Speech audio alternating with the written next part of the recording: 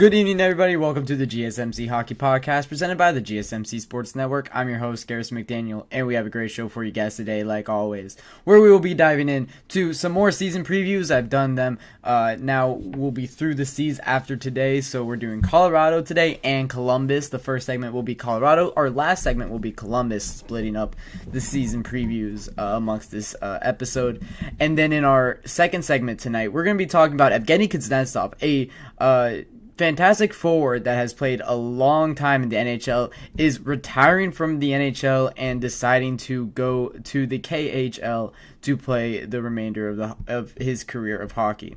In our third segment, we're going to be talking about some teams that are still left to make some big offseason moves. We have a few teams that are well over the salary cap, and we have some other teams that are probably going to look to bolster their team. And then in our fourth segment of the night, we'll be talking about the top 10 wingers in the NHL, as well. It's the off season, so what else is there to do, you know? But anyways, without further ado, we're gonna get right into all that. But before we do, if you would like to become a bigger part of the show, help out support the GSMC Sports Network in more ways than you guys already do, use the tips and donations link at the GSMC or at gsmcpodcast.net. It does go a long way, helping the creators here at the GSMC Sports Network. So with that being said, we're going to get into the first segment of the night here, talking about the Colorado Avalanche and their season preview. So the Colorado Avalanche made it to the second round last season, after a little bit of a disappointing 2022-23 season. Of course, Gabriel Landeskog was injured for the entire. It's now been 2 years since we've seen Gabriel Landeskog play hockey. Of course, getting injured in the Stanley Cup Final, and then they went on to win the Stanley Cup Final, but he hasn't played since then. Since that game, I think Game 6 they beat Tampa Bay in. I think it was 6 games, but anyways, getting sidetracked there. But yeah. It's been a slow decline for the Colorado Avalanche for the last couple of years, but they still have one of the best players in the NHL on their team. Of course, that is Nathan MacKinnon. He is still going to be the anchor of this team for, well, at least 6 more years, or 7 more years he's contracted for until he's 35 years old. They have Mikko Rantanen on a contract year, so is he going to be extended by the Avalanche this offseason, or are they going to have those talks throughout the season? We'll see what that timeline looks like.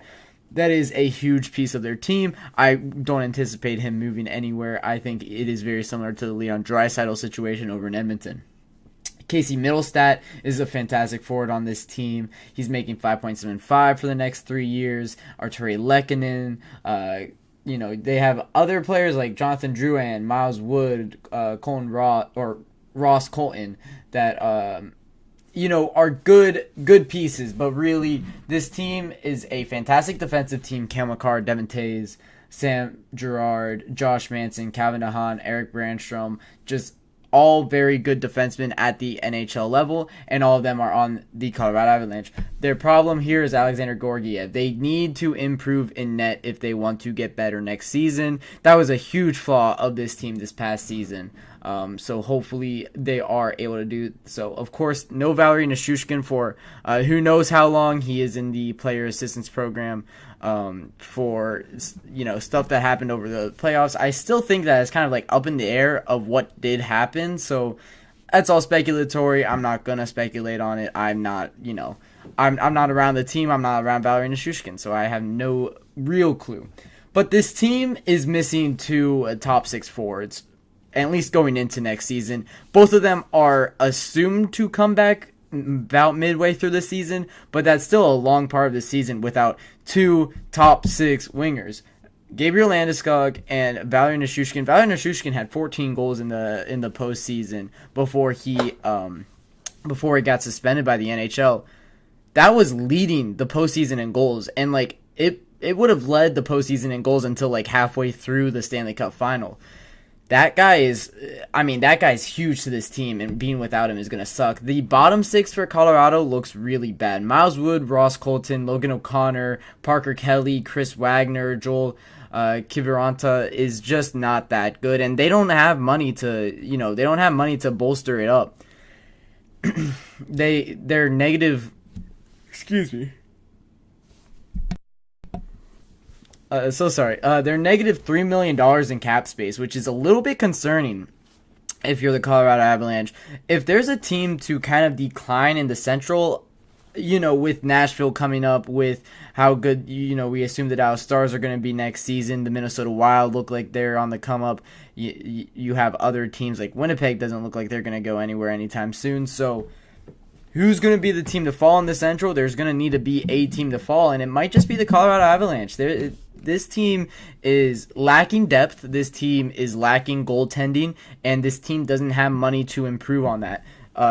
Like I said, $3 million over the cap already, and I think that's also without including contracts of I'm actually almost confident, 100% sure it's not including. Yeah, it doesn't include $8 million in Gabriel Landeskog, or $7 million in Gabriel Landeskog, 6.125 of Valeri Nichushkin. That's very, very, very concerning. They're well over the salary cap, and then it's not like they have a lot of prospects to help them out. They have Callum Ritchie, who's a good piece for as far as prospects goes. Andre Pavel could be ready here soon. Jean-Luc Foudy could be ready here soon. But other than that, it's not that great. So in Colorado, they're lacking depth, and they're definitely going to need to make a move sometime this offseason, sometimes throughout maybe next season, to get a better third line at least. I mean, look at the third line that Florida had when they won their cup this last season. It was Vladimir Tarasenko, Anton Lundell, and the third line left wing spot rotated in and out, but still, those first two is such huge pieces to a core, to a team, and to be able to have a good third line that can put points on the board is so important. And then to have pieces like Nathan McKinnon and Cale Makar on top of that is overwhelming. But now what they're going into next season with is, well, not a fantastic bottom six, and the second line doesn't move me too much either. I mean, you have Arturi Lehkonen, who's a good player, Casey Milstad, who's good, but Nikolai Kovalenko is going to be that second line right winger is projected right now. Really, what they're missing is Gabriel Landeskog. If you could just move Jonathan Drouin to that second line right wing, have Gabriel Landeskog on that first line again with the Avalanche, or with McKinnon and Mikko Rantanen, I mean, that's huge. That's the difference in this team right here. Just moving everybody a step down. Nikolai Kovalenko can move down to Logan O'Connor's spot. Logan O'Connor can move down to Chris Wagner or Joel Kiviranta's spot. And then this team looks so much better. But right now, as it looks, without Gabriel Landeskog, without Valeri Nichushkin, without a goaltender, which I still assume that they're going to need to improve upon, the team looks pretty rough. And you're going to need to improve on that if you're going to want to be competitive, especially in the Central. Like we said, the Central looks very difficult. So the Colorado Avalanche, it's not like alarm bells need to be flying, but definitely could go with,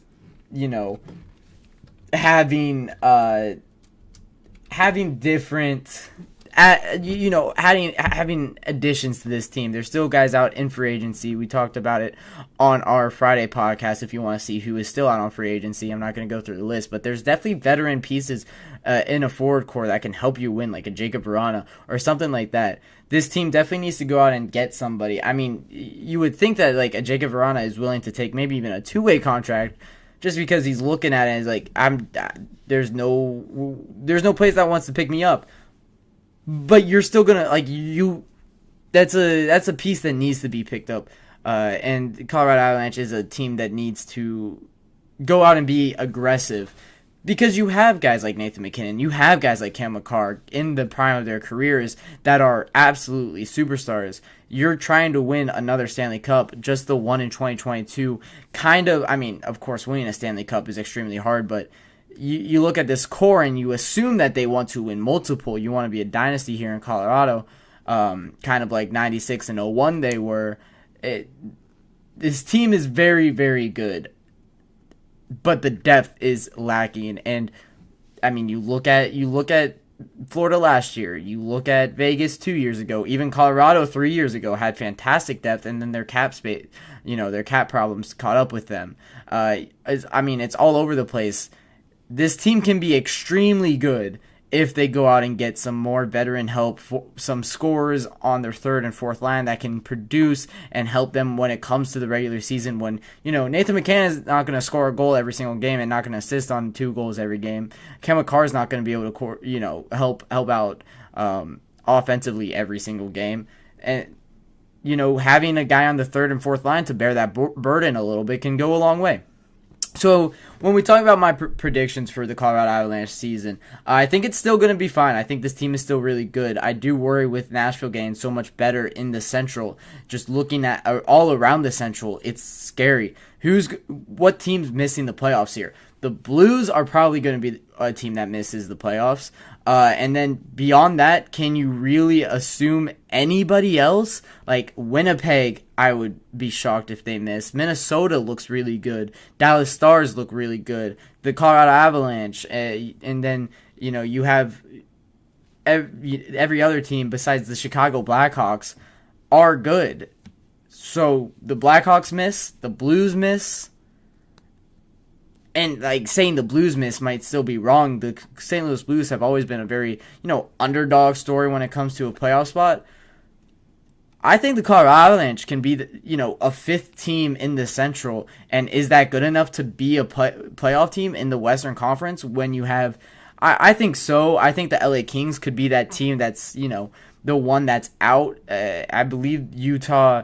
won't make it, so I think that if you're gonna look at the 3 teams in the Central, it would probably be the Blackhawks, Utah, although Utah looks really good, and then St. Louis, but that's still difficult. St. Louis is probably gonna finish around 90 points. Anyways, Utah's gonna probably finish around like 80s, mid 80s, and then the Chicago Blackhawks are probably gonna be around the 70s because some team has to lose in this division. So I would say that they make a playoff spot. I think that they squeak into the playoffs with the bottom seed, the 8th seed, playing the top team in the West, which is a difficult draw. But all of this is contingent on when Gabriel Landeskog if Gabriel Landeskog and Valeri Nichushkin come back to play in the NHL kind of regularly. If it happens, when it happens, we still don't know. Things are up in the air with that. But it's going to be an interesting storyline to focus on throughout the entire season. I think Colorado is such an interesting team in general throughout next season. They have the talent to win, but do they have the supporting cast? Well, we'll find out. Definitely we will find out when it comes to the regular season. That's what I can't wait for. So that'll wrap it up for the Colorado Avalanche season preview. I have them right around the bottom of the Western Conference playoff teams. I have them around the 8th, 7th seed. I'm interested to hear your guys' thoughts on that. If you guys want to put where you might have them down below in the comments section. But that'll wrap it up for the first segment of the night, talking about the Colorado Avalanche. When I come back for my first break of the night, we'll be talking about Evgeny Kuznetsov and his retirement from the NHL.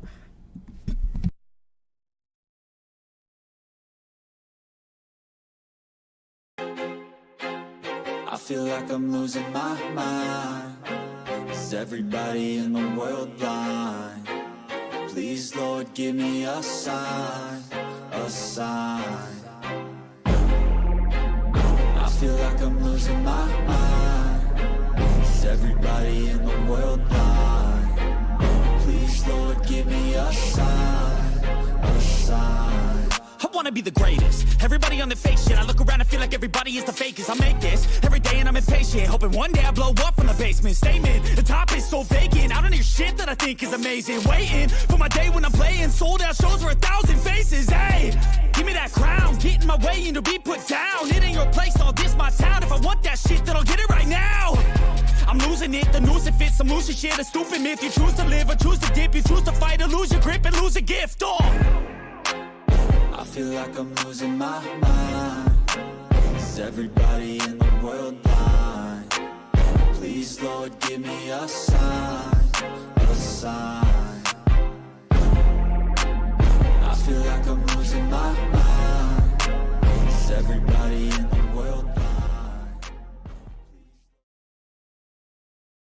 Welcome back to the GSMC Hockey Podcast, presented by the GSMC Sports Network. The segment bar is annoying me that it's not centered, so I'm just going to fix that real quick. I was thinking about that the entire time I was signing off from that first segment. Anyways, I get sidetracked. You guys should probably know that by now if you've been paying attention to these podcasts, consistently. But anyways, Evgeny Kuznetsov is a huge. I mean, this was a shock. This came kind of out of nowhere for me. I mean, for a player of Evgeny Kuznetsov caliber, I mean, you just look at his career totals. In 743 games played, 723 of those being with Washington, 173 goals, 402 assists, 575 career points, so almost a point per game player, like a 0.8 points per game player. He's a career plus 38. Has been, top 30 in Selke voting in 2015, 2016 in his third year in the league, and his year when he was 23 years old. He was an all-star. He was a Lady Byng and Hart candidate. This guy had a fantastic career in the NHL. Is it a Hall of Fame worthy career? Probably not. He does have a Stanley Cup in 2018, of course, in his fifth year in the league. That year was, it was pretty impressive. Had the most goals in a single season in his career that year. 27 goals, 56 assists for 83 points. Highest point total also in his career that season in only 79 games. Evgeny Kuznetsov has been, a very, very important piece for the Washington Capitals throughout Ovechkin's latter half of his career. On the power play, when he was, playing consistently in Washington, he played fantastic on the power play, getting 20 power play points in 2016, getting 14, 31, 23, 12 power play points throughout his career, 27 in 2021, 2022. This guy was an all-star when he was, on, but now he's going to be going to the KHL, where, he is Russian. He came from the KHL. He just isn't feeling it in the NHL anymore. He went into the player assistance program about midway through, or on the earlier half of last year when he was in Washington. Got traded to Carolina, helped them out a good amount on their playoff run, and is now going back to the KHL. So where does that leave Carolina is what I'm kind of interested in. When you look at their lines now, Evgeny Kuznetsov was kind of, right now he's like locked into their second line center spot, and now you're not going to have him there. So that just means that players like Jordan Staal are going to be needed to be relied on. Jack Roslovic might be that second line center, and that would be disgusting. This is another loss for the Carolina Hurricanes from last season. We talk about their mass exodus. 6 guys that played big roles on their team last year left the team, and now a 7th. Teuvo Teravainen, now Evgeny Kuznetsov, Brady Shea, Brett Pesce, Stefan Nesson, Jake Gensel. These guys are big pieces for what Carolina was building last year. And first off, that team only got to the second round. And then they lose 6 guys, replace them with non-replaceable players. Like, you replace non-replaceable players with, way worse players. Jack Roslovic, William Carrier. It's not great. You're still Seth Jarvis and Martin Necas still haven't signed contracts either. Carolina has a lot of cap space, I'm pretty sure. So they're not. They only have $6 million in cap space. Sorry, I thought that they had way more. It's a little scary in Carolina right now. I keep talking about how much they're gonna regress from last year, and the team was fantastic last year. It was a top, it was like a top 4 or 5 team in all of the NHL. But now it's so far gone from what it was that now you're looking at the Carolina Hurricanes and saying, well, crap, this team's gonna lose a lot of games next season. This team's gonna lose a lot more games than they lost last year. I could promise you that. I could guarantee you that. And what does that look like? Does that mean that this team is falling out of the playoffs? When I was giving you guys my season preview on, did I do that on Friday or was that Wednesday?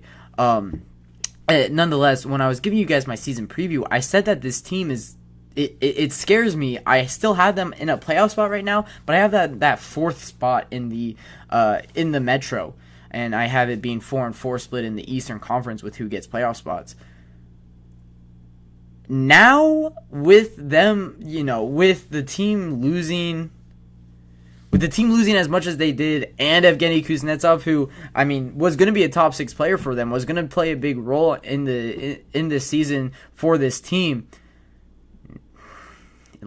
it does just look very scary for Carolina. And I have them now missing a playoff spot because you can't replace guys like this. Jack Roslovic cannot be a second-line winger. He needs to be on a serious team, a bottom 6 player, and firmly a bottom 6 player. I've learned that firsthand. Watching him in Columbus, he just was not up to the caliber that you would want him to be. So Carolina scares me a lot. And, it's just unfortunate because, what are you going to do about it? Evgeny Kuznetsov He just didn't want to play in the NHL, and you can't do anything about that. In the article that I read today, it's reported that he signed a 4-year contract with SKA St. Petersburg, which I think is the team that one big Russian prospect played for. I don't know if it was even Ivan Miroshnichenko, if it was Yegor Chinnikov, or if it was Matvei Michkov, but I do know a big prospect that from the last few years was on this team, and of course is now not in the NHL, but that is the team that he's going to, a 4-year contract, and foregoing the final year on his contract with the Carolina Hurricanes. This just, it does leave a hole in Carolina. He was dealt at the deadline, so wasn't really relied on too much in Carolina to make an impact, but he was one of the only ones that stayed after what I keep saying, a mass exodus for Carolina this season, and now they don't stay. So Evgeny Kuznetsov is retiring from the NHL. There's nothing you can do about that if you're the Carolina Hurricanes. You can't really replace him at this point because, well, you made your offseason moves. You only have $6 million in cap space. You need to re-sign 2 big RFAs that, Seth Jarvis is not going to want that much, but he will want a bridge contract. And Martin Necas, I think, has made it clear that he knows what he's worth. He wants kind of a big contract if he's going to stay in Carolina. Made a big fuss about staying in Carolina, so we'll see what that looks like. It is $3.9 million that is coming off the books for Carolina. I don't know if that is still on there. Let's see if it's still counted against them. And it is still counted against them in at least the website I'm looking at. So, now you have $9 million, so it does make it a little bit better. That puts them kind of on par with how much money the Kings have, how much money the Canadiens have. The Kings did just have a big re-signing earlier today with a Quinn Byfield 5 years by $5.75 million, I believe, or 5 years by $5.25 million. It came out to be $31.25 total. So the Kings got their guy back. Just wanted to share that I saw that. I think it was Frank Saravelli that had that first reported. I think that's where I saw it from on Twitter. But anyways, Evgeny Kuznetsov is not in the NHL anymore. It's weird. It just is weird. This guy I've been watching, for the last 10 years of my life, and he's on the Washington Capitals. Growing up a Blue Jackets fan, I did watch the Blue Jackets play the Capitals a lot. So him not being in the NHL, going back to the KHL, that's a I'm getting a little bit older moment for me. But anyways, that'll wrap it up for the second segment of the night. Talking about Evgeny Kuznetsov retiring from the NHL. When I come back for my second break of the night, we'll be talking about teams still set to make a big move, what we're looking at with cap space, or some players that are still left to still some trade requests that are still left to fulfill.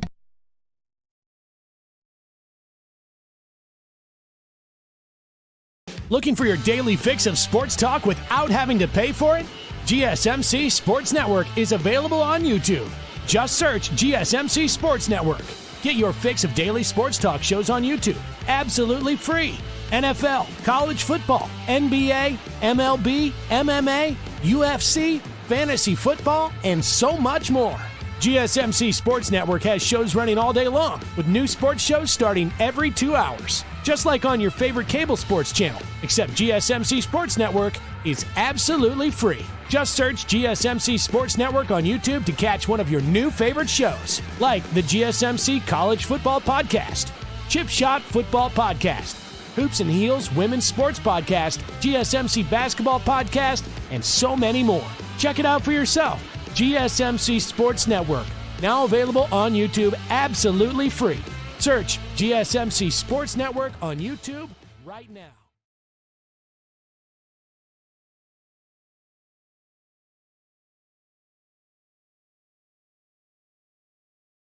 Welcome back to the GSMC Hockey Podcast, presented by the GSMC Sports Network. I'm your host, Garrison McDaniel, and we're back with our third segment of the night, talking about teams still set to make a big move in this offseason.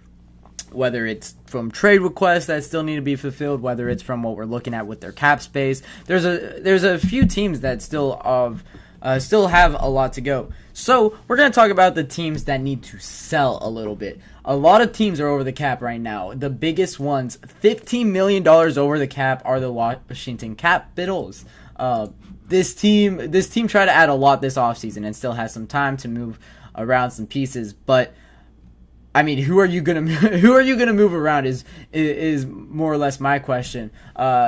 Nicholas Backstrom has $9.2 million that are going against him. Evgeny Kuznetsov is going to call off their books because he terminated his contract. That's $4 million. That is, $4 million and 9.2, so $13 million in cap space right there. But that's still not enough. They still need to create some more cap space even with those two moves. So then what does it come down to? Well, you're looking at like John Carlson, $8 million, but I don't know if they can really move on from that.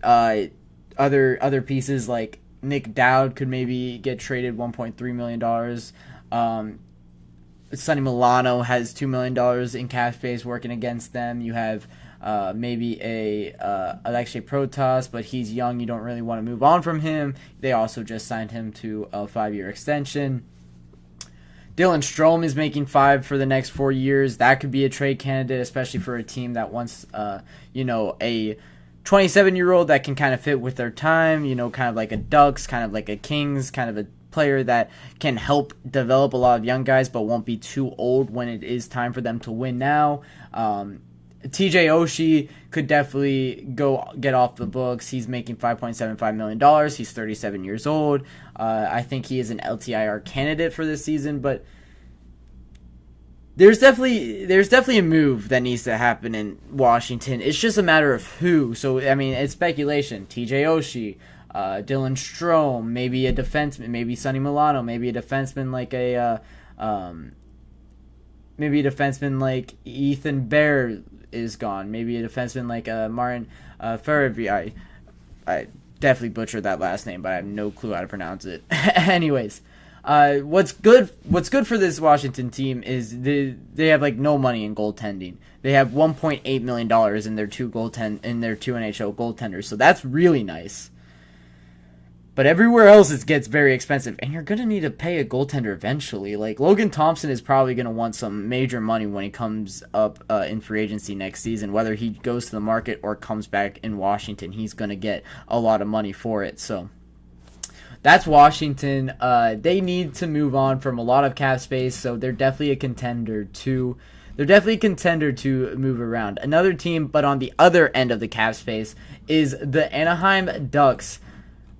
$20 million in Anaheim. That's a lot of money. $20 million. They're not planning on winning now, but like Dylan Strome to Anaheim makes so much sense in my brain. This guy, this guy that's 27 years old can help a lot of these young guys in Anaheim, and will be like 30, 31 when it's time for them to win. So you still have like 3 or 4 or 5 more seasons with Dylan Strome playing some good hockey where you could win now with him. I think that makes so much sense, and they have $20 million to work with. If there's a team that can take a risk on a guy like Dylan Strome, yes, he's making $5 million, and he's not like producing at a $5 million level, but they have money to burn at this point. Why not? I mean, they could also help out the Vegas Golden Knights, but that's a Pacific Division foe, so I don't know if they really want to. But Vegas has a lot of money. We're going to be talking about Vegas now here. They have they're $6 million over the cap. That's scary. $6 million over the cap, and they have $5 million in LTIR that's going to come off their books, so that still leaves them $1 million over the cap. So they need to clear up more still. And like, who are you going to move on from? You can't move on from any of your like top 5 guys. And then when you look at their depth, they're not making that much money because they haven't been able to pay depth that much money. I think like there's 2 guys remaining on this team from the expansion draft. There's Braden McNabb and there's William Karlsson. William Karlsson's not going to go anywhere. He's an assistant captain. He has a no trade clause as well.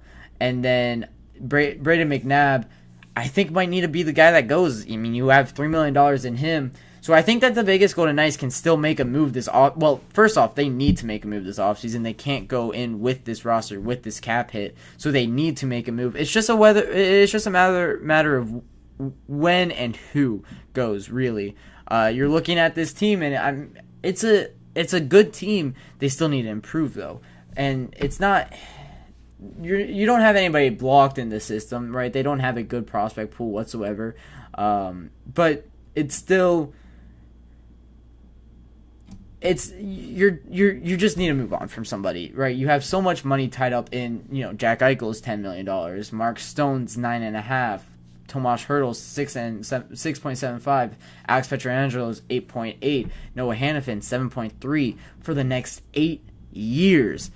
I mean, there's a lot of money going around in Vegas, and they don't have a lot of cap space remaining for a lot of money. So I would be a little bit concerned when it comes to Vegas. Another team that can still make a move, or will make a move, is we'll talk about them plenty more in the 5th segment, because it is the team that I'm doing a season preview on today.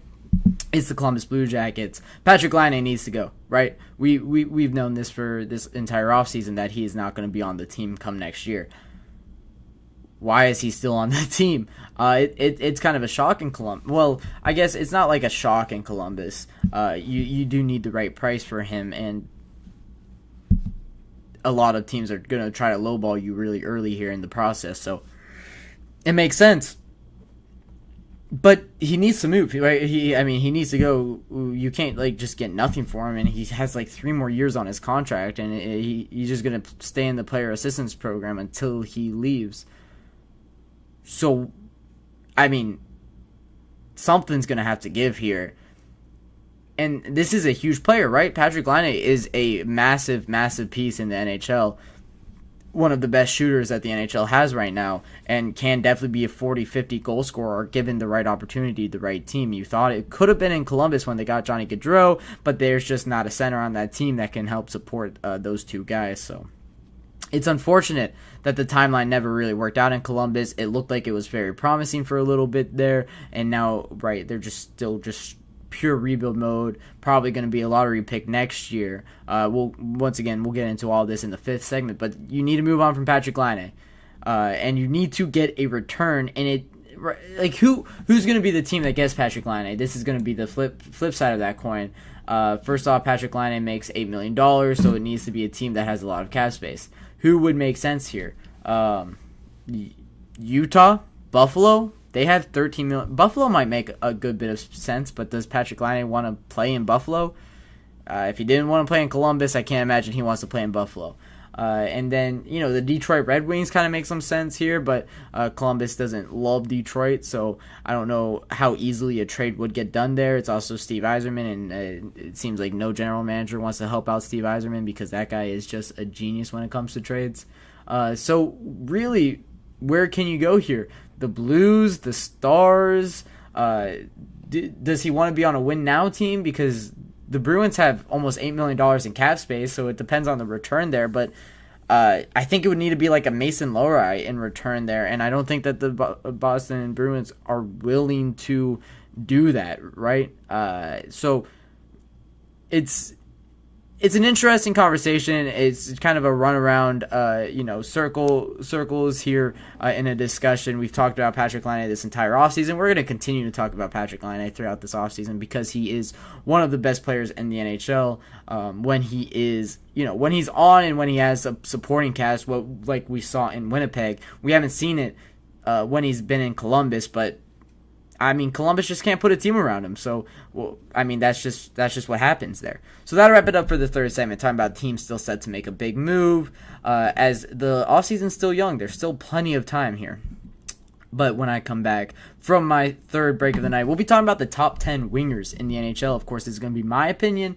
So it's a subjective list, not an objective list. We can disagree on it, but we'll get into that after my third break.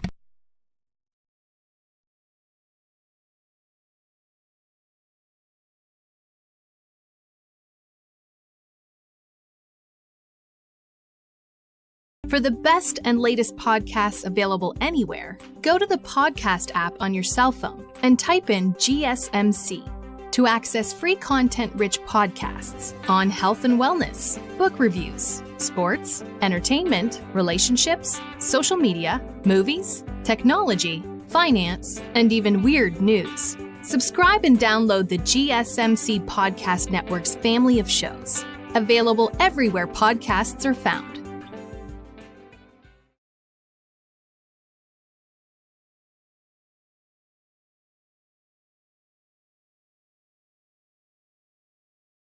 Welcome back to the GSMC Hockey Podcast, presented by the GSMC Sports Network. We're back with our fourth segment of the night, talking about the top 10 wingers in the NHL. If you guys would like to support the GSMC Sports Network in more ways than you already do, just by tuning in, use the tips and donations link at gsmcpodcast.net. It does go a long way to support the creators here out at the GSMC Sports Network. So with that being said, we're going to get into our fourth segment, talking about the top 10 wingers in the NHL. I said it after the third segment, but if you guys just watch the clips here, I'll say it again.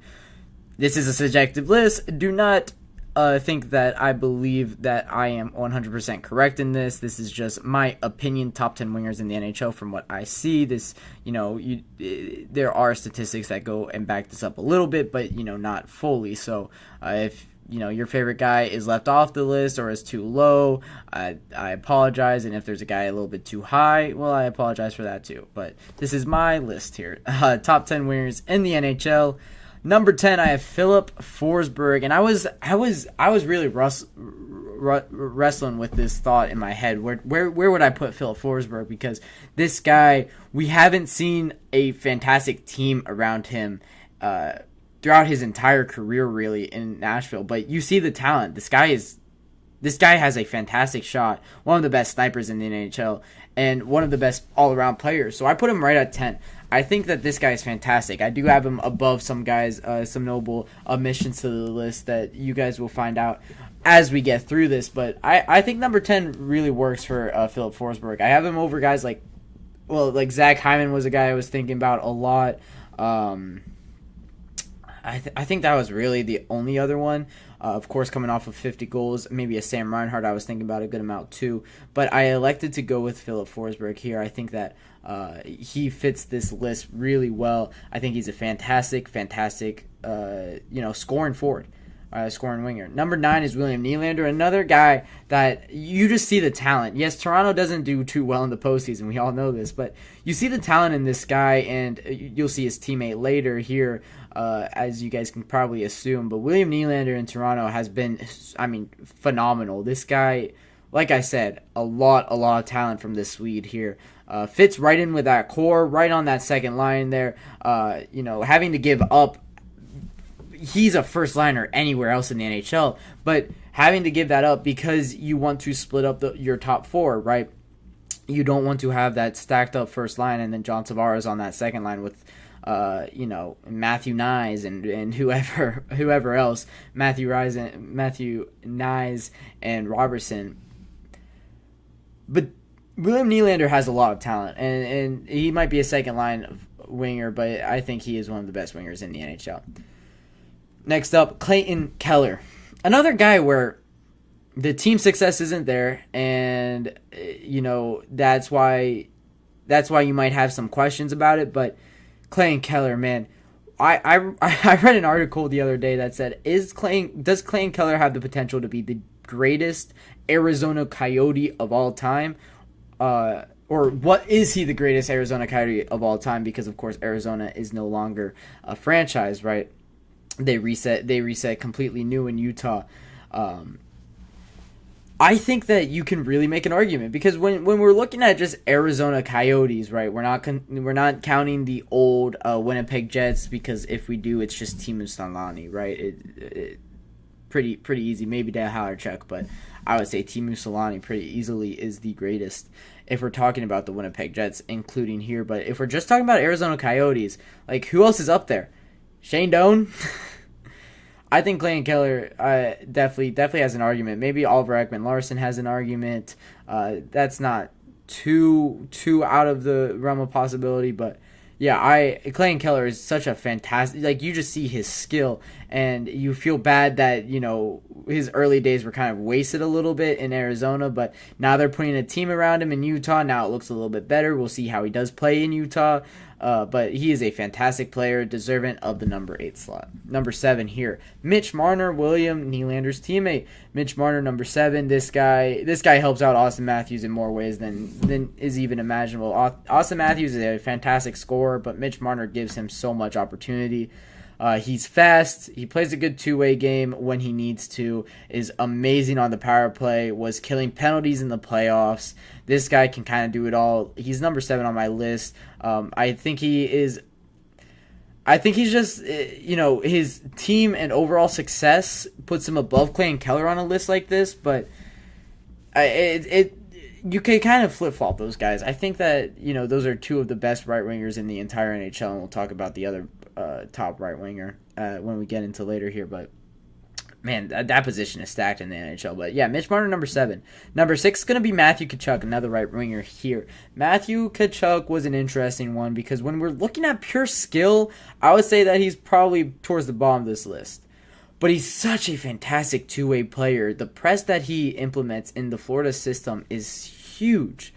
Yeah, he might not be that skilled, but man, Matty Tkachuk is just that, like Tom Wilson doesn't deserve to be on this list, but Matthew Tkachuk has a little bit more offensive capability than Tom Wilson does. But both two-way games are very similar. Matthew Tkachuk is a Selke candidate if it weren't for his teammate Alexander Barkov taking all that hype. So sorry, taking all that hype on that team.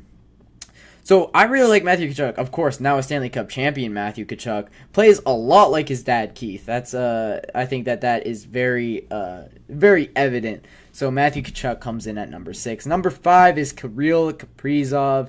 This Russian has, late bloomer, coming kind of out of nowhere, was a part of that 2015 class, didn't get his start for a little while, but since he has, man, Kirill Kaprizov has been so impressive. I should have had his Hockey DB page pulled up. I'm actually going to pull up his stats, because it's kind of been just otherworldly since, I believe, 2021 was when he came into the league. Yeah, 2021. 51 points in 55 games played, 108 points in 81 games played, 75 points in 67 games played, and 96 points in 75 games played. In 4 years, Kirill Kaprizov has been unbelievable. He's going into his age 27 season, and he still has an opportunity to grow even more. This guy has put up 47, 40, and 46 goals in the last 3 seasons. It's just completely ridiculous. Won the Calder, of course, his rookie year. Was 15th in Hart when he won the Calder. Was 7th in Hart 3 years ago. Was 17th 2 years ago. This guy's just absolutely ridiculous and deserving of so much praise. Helps out the Wild so much. He's number 5. And for this name to be number 5, it shows you how stacked wingers are in the NHL. Number 4 is going to be Mikko Rantanen. We talked about him in the first segment. This guy helps this team win so much. Mikko Rantanen, of course, right winger for the Colorado Avalanche, has grown so much since he's entered the NHL, but he's just otherworldly when it comes to the Colorado Avalanche. He is such a fantastic forward. Of course, he's gonna help to finish in the Four Nations face-off next season. I'm excited to see him do that, represent his country. But when it comes to the Colorado Avalanche, helped them in 2022 win that Stanley Cup, was a huge piece, part of one of the best lines in hockey in recent memory with Gabriel Landeskog, Nathan MacKinnon, and Mikko Rantanen. Fantastic forward. I don't have his numbers up right next to me, but this guy just puts up points for fun in the NHL. He's number 4. Number 3 is going to be David Pastrnak. I love this picture, by the way. He looks sick. David Pastrnak, since they entered the league, just has been otherworldly. This guy always 90 to 100 point contender, one of the best shots in the NHL. It helps out the Boston's forward group in more ways than you could even imagine. He is just a fantastic player. Helps this team win so often. I forgot to, when I did the worst jerseys of all time, I forgot to put this Boston jersey on it. It's called the Cocaine Bear jersey. It's awful. Anyways, I got sidetracked. David Pastrnak deserving of the praise. Number 3. Anyways, number 2 is gonna be Artemi Panarin. Won the Calder in 2015 over Connor McDavid. Although Connor McDavid, I don't even think was eligible. But anyways, in 2015 won the Calder over Connor McDavid. Ever since then, has just been big player in the league. Has helped the New York Rangers win the President's Trophy. Helped the New York Rangers win the President's Trophy last year. That's how you speak English. Wow. I was struggling there. Anyways, Artemi Panarin, fantastic forward. Has one of the best shots, one of the best playmaking wingers that we've seen in recent memory. This guy is absolutely deserving of the praise. And number 1 is Nikita Kucherov. This guy just put up 100 assists in a season. He just had the leading points in the NHL last season. Had over 40 goals with 100 assists. Video game numbers. Like, Connor McDavid and Nathan MacKinnon were putting up silly numbers this season. This guy had more points than both of them. Ridiculous. This guy is fantastic. Nikita Kucherov, number 1, deserving of 1. So that is my list of top wingers in the NHL. This guy's fantastic. Anyways, we'll get into, in our 5th and final segment, the Columbus Blue Jackets season preview. Of course, I have a lot to talk about with the Columbus Blue Jackets, since this team is very close to my heart, very near and dear to me. But we'll be talking about them when I come back from my 4th break.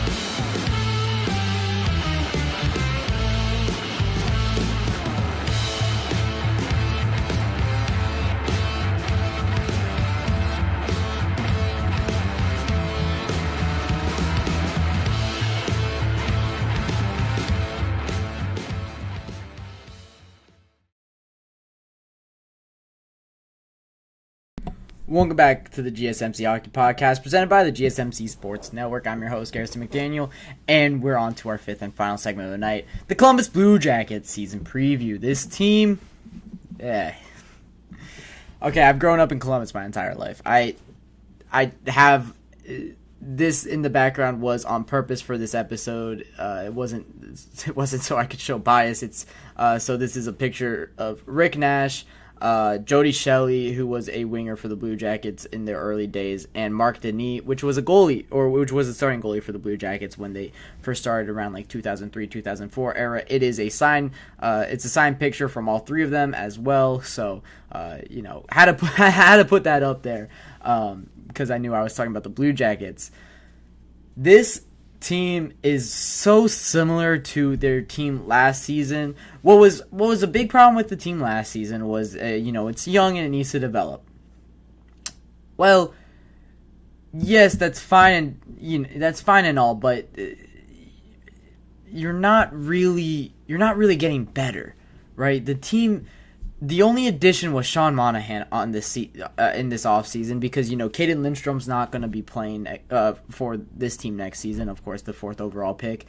And then, you got guys like Adam Fantilli, which is a good player, coming back. Kent Johnson might come back to this team. But other than that, this team looks pretty rough, right? When you're looking at the forward group, when you're looking at the lines, it's Johnny Gaudreau, Sean Monahan, and Kirill Marchenko.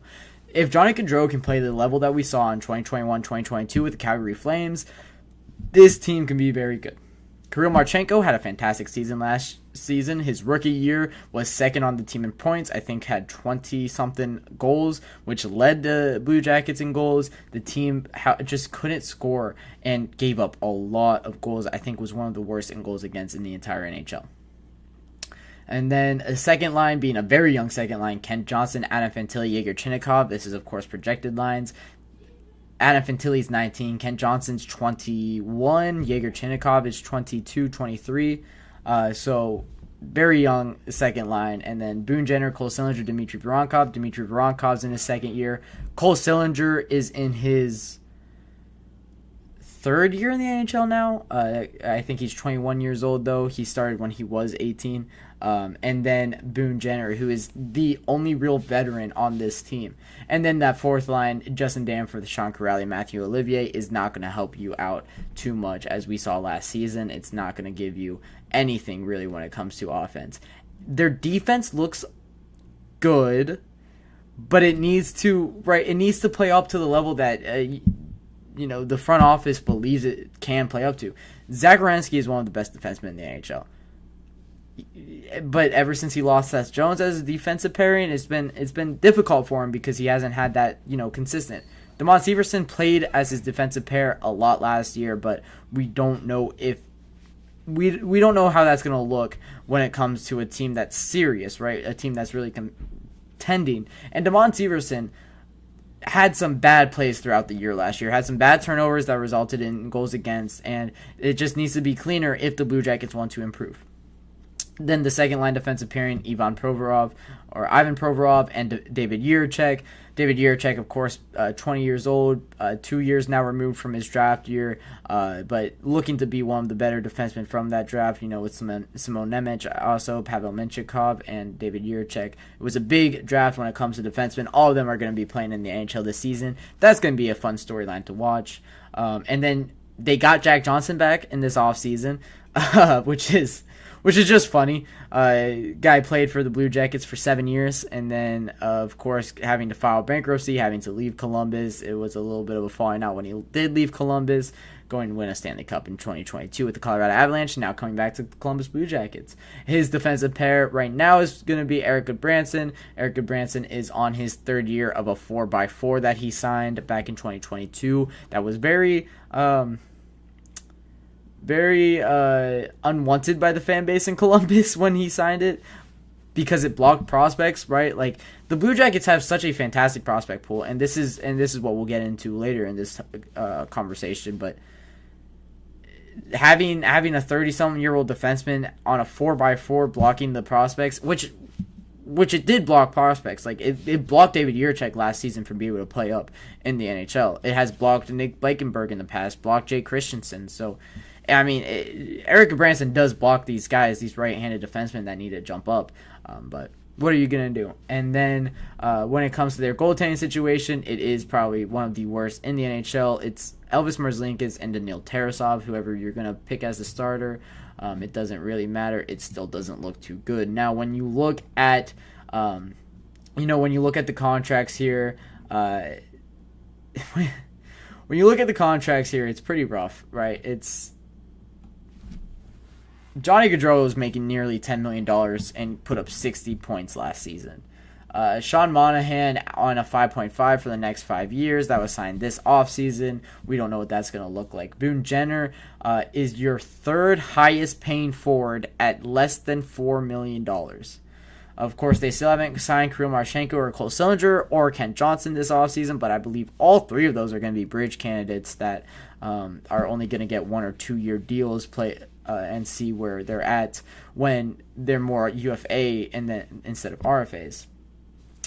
Defensive-wise, it's $9.5 million to Zach Werenski. That's probably the only good contract on this entire team. Damon Severson making $6.25, which is a fairly reasonable contract until you realize that he's making that for the next 7 years in Columbus, until he's 36, and he already showed signs of regression last season. Ivan Provorov only here for 1 more year as things stands if they don't extend him. Eric Branson, as I mentioned, 2 more years on a 4x4, and Jack Johnson signing a 1 year $775,000. Now, when you get into the exciting part of Columbus, right? When you get into what makes this team feel a little bit more confident going forward, is the prospect pool.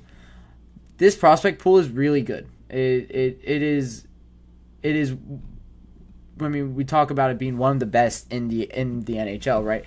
Gavin Brindley is kind of the cream of the crop, I guess you could say, for their prospects. He's 19 years old, just had a fantastic year in Michigan. Was one of their best forwards on a stacked Michigan team with like Frank Nazar and Rutger McGorty and players like that. Gavin Brindley was the one, and I watched it from the press box when I wrote for Ohio State. I watched this kid just absolutely light it up. And he played at a different level, and I thought that he was the best player on the ice whenever he was on the ice. And then you get into the rest of the forward prospects, like Luca Del Belbelou's second-round pick from a couple years ago. They're really excited about. Luca Pinelli, they drafted a couple years ago. He looks pretty good, just signed an entry-level deal. James Malatesta, who the Blue Jackets have always been very, very high on, has looked even better, was a big part of a Memorial Cup winning team a year ago. Jordan DeMay was in a points race with Connor Bedard in the minor leagues a couple years ago when he was 18 or 19. He's now 20. He might be able to play up here soon. And then you got pieces like Denson Matejchuk, a former 12th overall pick who can be ready this upcoming season. Carson Kuhlman's a former first-round pick, I think 25th overall, who could be ready this upcoming season. Has played pretty well for Wisconsin in the NCAA. Stanislav Svozil, a former teammate of Connor Bedard. He's looked pretty good. Jake Christensen has looked pretty good in his time. So this prospect pool is really good. And then they have Jack Reeves, who is a fantastic goaltender, who they're very excited about as well. And then when you look even more into their prospect pool, they have a array of other guys like Caden Lindstrom, Luca Morelli, who they're very high on, Tyler Peddle, who they're very high on, William Whitelaw, who they're very, very high on. I think that's one of the guys that they like the most in this prospect pool. And then like Kirill Dolzhenkov, who was drafted in 2022, they like a lot. They really feel like they've gotten a lot of good value picks in recent memory.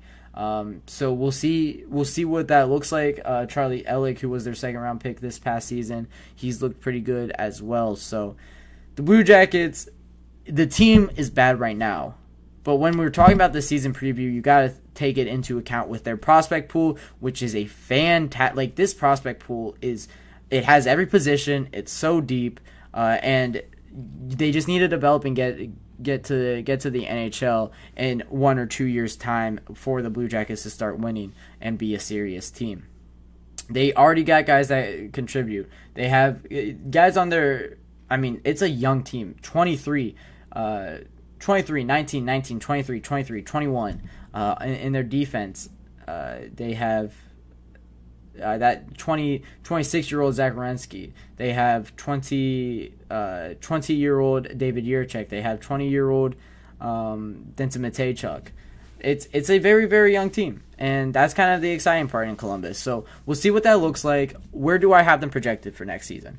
Well, I would say I think 7th in the Metro. I think they get out of the basement, they get out of the bottom part, but I don't think that they go up too much. I think that the Metro looks very scary and is a good division for in the NHL. I think that they'll be better than the Flyers next season, and I think that that's it. I think the Flyers got worse throughout this offseason, and the Blue Jackets did get just a little bit better. So that'll wrap it up for the Blue Jackets season preview, and that'll wrap it up for the GSMC Hockey Podcast presented by the GSMC Sports Network. Thank you guys for all tuning in. I do appreciate your support. If you guys liked this episode, remember to like and subscribe on YouTube. Rate us on whatever podcast platform you listen to this on, whether that's Apple Podcasts or Spotify. And if you did enjoy this podcast, you could get more content and updates from the GSMC Sports Network on Twitter, Facebook, Instagram, or Twitter, Facebook, TikTok, and Instagram. With that all being said, I'd like to thank you guys once again for tuning in to the GSMC Hockey Podcast. Thank you all, and have a fantastic and wonderful evening. I hit a shit and the coffee ain't hit yet. Damn, ain't that great. I don't want to go to